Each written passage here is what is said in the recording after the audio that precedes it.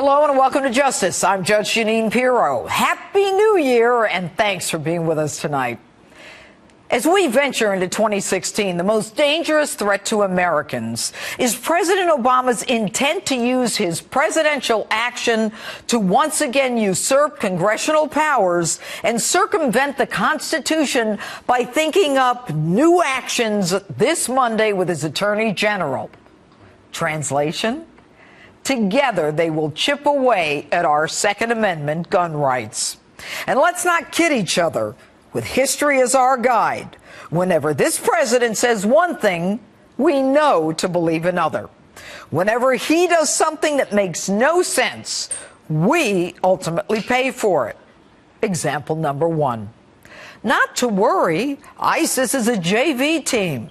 He would contain them until he decided that he would dismantle them, all the while admitting he had no strategy to do either. The reality?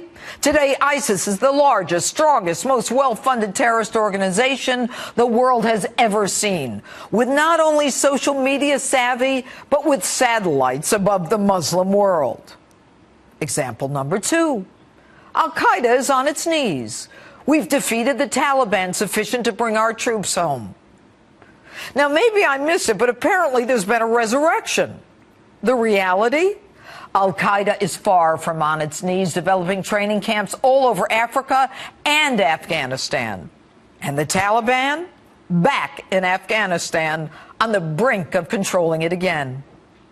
So, looking back at 2015, when ISIS succeeded in the slaughter of innocents in Paris, and ISIS-inspired militants succeeded in the slaughter of innocents in San Bernardino, California, it's no wonder more Americans believe the terrorists are winning the war against terror.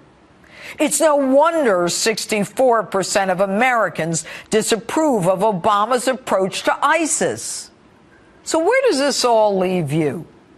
Up a creek, not just without a paddle, but without a gun as well.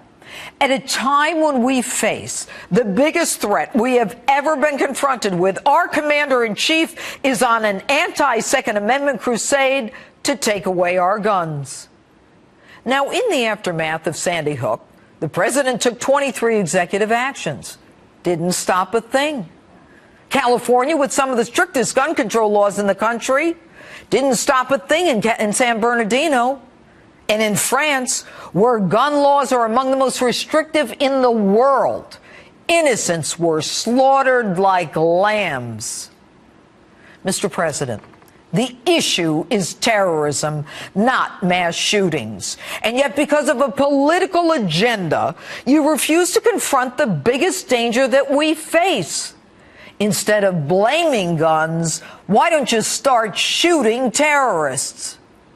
Now, maybe you don't have time to focus on this because you're too busy emptying Guantanamo and trading deserters for Taliban generals.